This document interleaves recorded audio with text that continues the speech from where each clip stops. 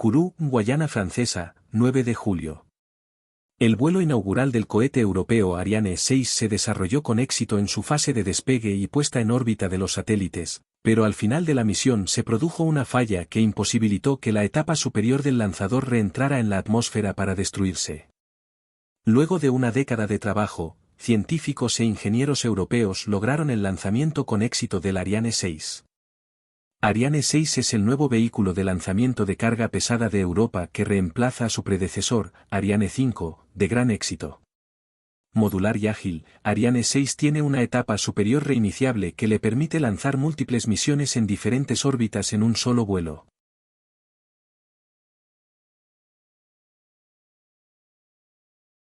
A las 0 minutos se realiza el despegue. A los 2 minutos se llevará a cabo la separación del booster. Posteriormente a los 3 minutos y medio se procederá a la separación del carenado. A los 7 minutos y medio se procederá a la separación de la etapa central. Espontáneamente se produce el encendido del Vinci. Luego de 55 minutos, donde ya se realizó media vuelta al mundo, se vuelve a encender el Vinci. Si en este punto usted desconoce a qué nos referimos a Vinci. El Vinci es un motor de cohete líquido criogénico de la Agencia Espacial Europea. Una hora después del despegue se produce la separación de los CubeSats. Un CubeSat es una clase de satélite pequeño con un factor de forma de cubos de 10 centímetros, 3,9 pulgadas. 2 horas y medias después se vuelve a encender el Vinci por tercera vez. A las 2 horas 40 minutos se produce la separación de la cápsula. A las 3 horas debe reentrar la etapa superior. Conditions de vie, donc on peut dire que c'est un baptême. C'est comme un baptême, effectivement. Ariane 6, elle a été largement testée au sol. Aujourd'hui, elle va évoluer pour la première fois dans les conditions réelles, que l'on ne peut pas complètement simuler au sol. Ça ressemble à la première sortie d'un nouvel avion. Tous les systèmes à bord d'Ariane 6 vont fonctionner ensemble et dans les conditions réelles, depuis le décollage, la traversée de l'atmosphère, jusqu'au vide spatial.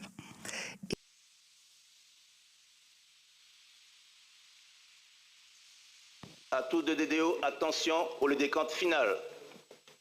10, 9, 8, 7, 6, 5, 4, 3, 2, 1, top.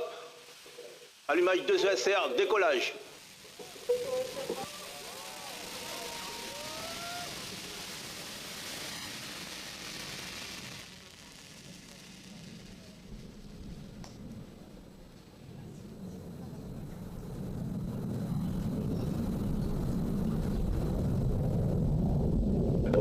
Nominal. Vous devriez voir le visage de Luce. C'est super. Trajectoire nominale. Je suis juste frustrée d'être à l'intérieur à ce moment-là. Oh, qu'est-ce que c'est beau. C'est superbe. On s'est réveillé avec la pluie et les nuages ce matin et c'est absolument incroyable d'avoir ce magnifique ciel bleu. Pilotage calme, trajectoire nominale. Le TDO nous annonce que tout se passe bien. On est déjà à Mach 1, on est en train de passer le mur du son. Il est en train de passer le mur du son. Ça veut dire que maintenant cet objet qui pèse 400 tonnes, maintenant il se déplace à plus de 1200 km/h à une vitesse supersonique. Et le lanceur subit la pression dynamique maximale. Trajectoire nominale, pilotage calme. On entend le son d'ici. C'est ce moment où les forces aérodynamiques qui agissent sur la fusée sont maximales. Et bien sûr, elle a été dimensionnée, conçue pour supporter ces forces. Il faut que je dise, c'est absolument incroyable. Tellurique. On le sent quasiment dans son ventre. Et vous devez l'entendre peut-être à travers nos micros. C'est vraiment très impressionnant. Nominale. Voilà, tout se passe comme prévu. Vous l'entendez de la part du DDO, comme tu l'expliquais juste avant le décollage. Ce sont les boosters qui fournissent l'essentiel de la poussée actuellement. Oui, on les voit sur cette image, incroyable cette image aussi. Et fournis par nos caméras embarquées. On en est très fiers. Ils sont la télémesure par la station de Saint-Jean, propulsion nominale. Ces boosters sont très proches de celui du premier étage Vega et chaque booster contient 142 tonnes de poudre qui va être brûlée en un peu plus de 2 minutes. Et à peine donc 2 minutes après le décollage. C'est nominal, trajectoire nominale. Les deux boosters seront séparés. Ils seront déjà à une altitude de plus de 60 km. Dès que les capteurs à bord détecteront que les boosters ne poussent plus assez, que l'accélération du lanceur est en train de faiblir, on ne les gardera pas. Et là, on a vu qu'ils s'étaient séparés à l'image. Séparation des ESR. C'est fantastique parce qu'on ne voit pas ça à tous les décollages, ça je peux vous le dire. On nous annonce qu'on va, voilà, vous entendez, écoutez les premières réactions. Voilà, et donc on a ici nos premières Propulsion nominale, trajectoire nominale. Embarquées et le DDO qui nous annonce que, j'ai oublié de préciser, nominal bien sûr signifie normal. Et on voit, on voit ce booster qui s'est séparé, extraordinaire. Fabuleux, on le voit avec 20 secondes de décalage. On a une vingtaine de secondes de décalage avec la retransmission de ces images embarquées. C'est vraiment fabuleux. C'est la première fois que nous on voit un lancement avec ces images, donc c'est vrai qu'on est assez épatés. Le lanceur se déplace à une vitesse actuelle. On attend d'avoir ces informations sur nos écrans, mais on va les recevoir. On va pouvoir voir la vitesse de notre lanceur. Et on continue de le suivre, c'est incroyable. C'est incroyable parce qu'on est à 3 minutes 15 du décollage et on le voit encore, c'est rare. C'est le Vinci, pilotage calme, trajectoire nominale. Qui pousse. Le DDO continue à nous annoncer que tout va bien. Le lanceur continue d'envoyer toutes ces mesures vers la station de Gallo, qui se trouve pas loin d'ici, à quelques kilomètres, à Kourou. Et la prochaine étape, qui devrait se produire là, actuellement, ce sera le largage de la coiffe. Séparation de la coiffe. Voilà, vous l'avez entendu, exactement. Confirmé par le DDO. Luce, qu'est-ce que ça signifie? Ça signifie que cette coiffe, on n'en a plus besoin, elle a rempli son rôle parfaitement. Les passagers ne sont plus exposés, ne sont plus en danger, donc on peut la larguer et on n'a pas besoin de continuer à emporter et à avoir à bord ces 3 tonnes. Voilà, tout à fait. Vous voyez exposer tous les passagers à l'air libre. Oh, voilà, tout à fait, au vide spatial. Et on va repartir, ces images sont aussi extraordinaires. On voit une demi-coiffe qui s'éloigne. Voilà, parce que donc, les caméras embarquées, ça s'appelle des caméras Vicky. Il y en a 2, je crois, qui sont tournées vers le bas. C'est bien ça. Trajectoire nominale, propulsion nominale.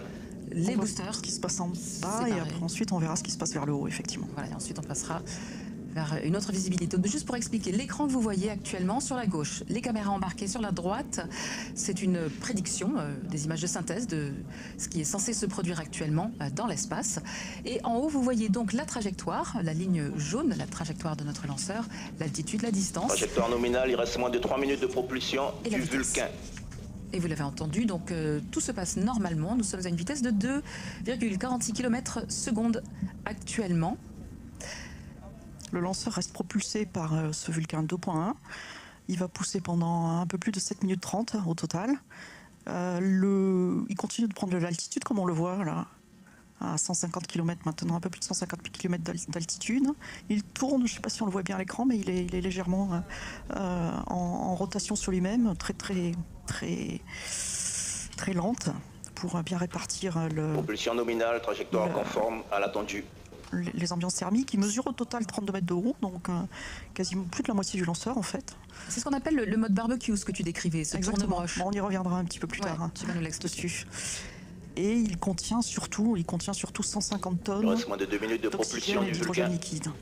Et ce Vulcain, c'est une nouvelle version optimisée du moteur de l'ancienne Ariane 5.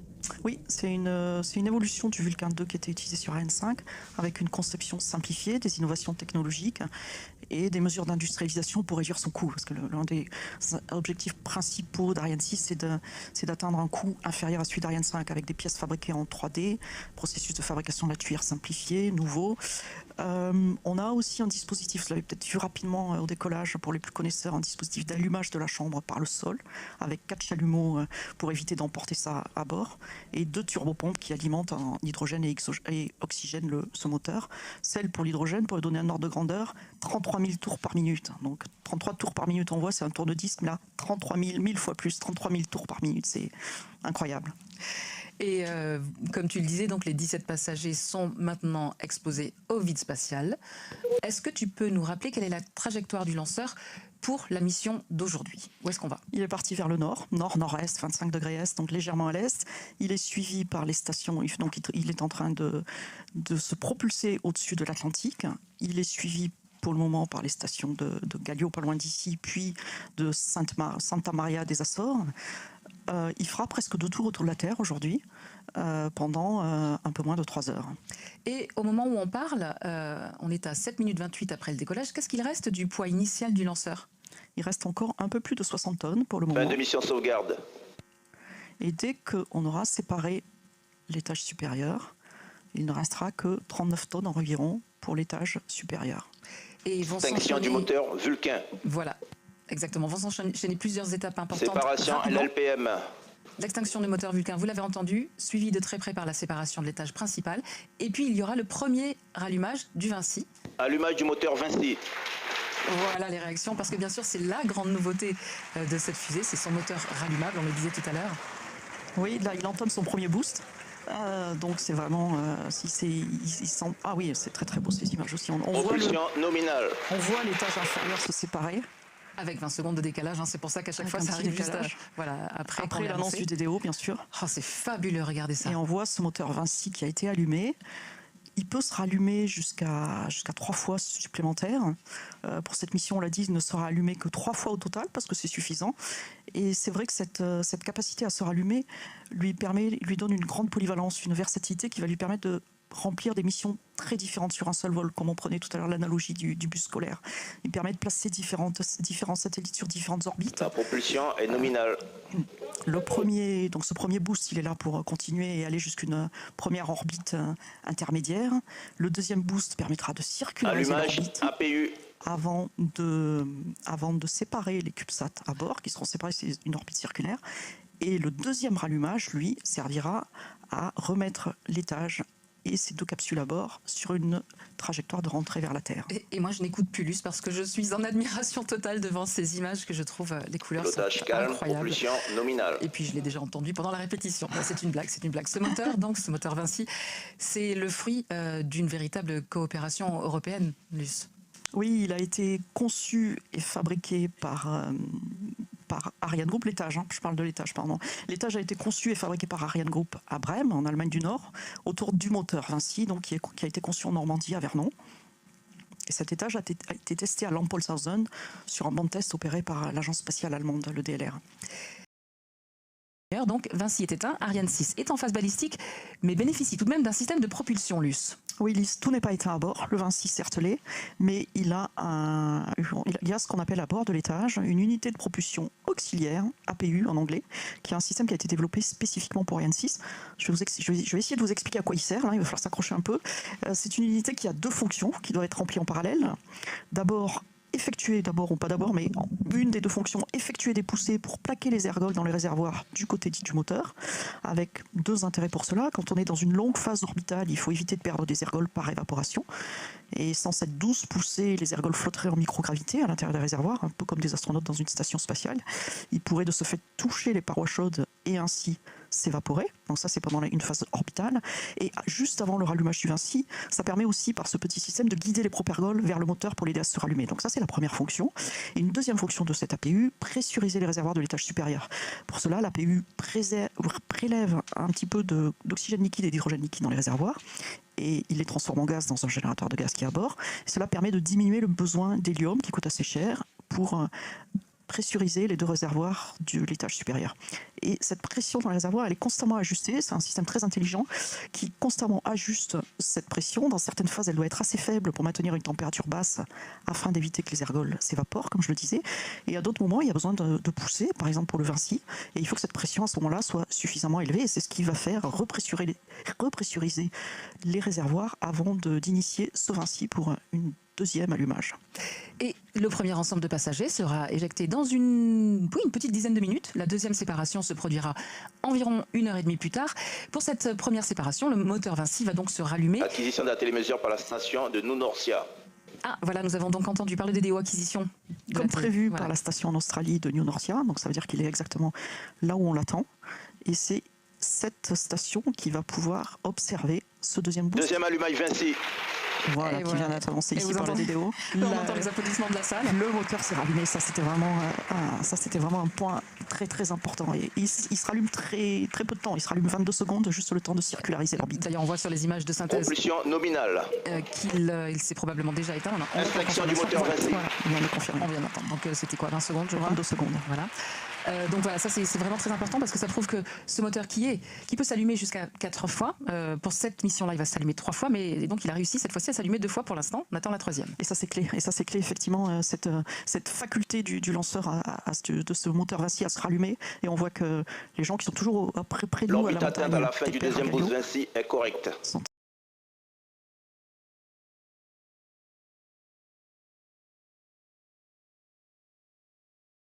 Et dans quelques minutes aura lieu la séparation des premiers passagers, les CubeSats, qui vont être éjectés en 3 vagues successives, séparées chacune de quelques secondes. Comment ça se passe, Luce? Ces CubeSats, ces 8 CubeSats, ils sont logés dans des 4 petits conteneurs, des déployeurs, qui sont fermés par une porte.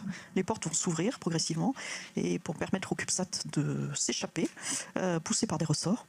Pendant le film, on a entendu l'acquisition par la station de New Norcia en Australie du lanceur.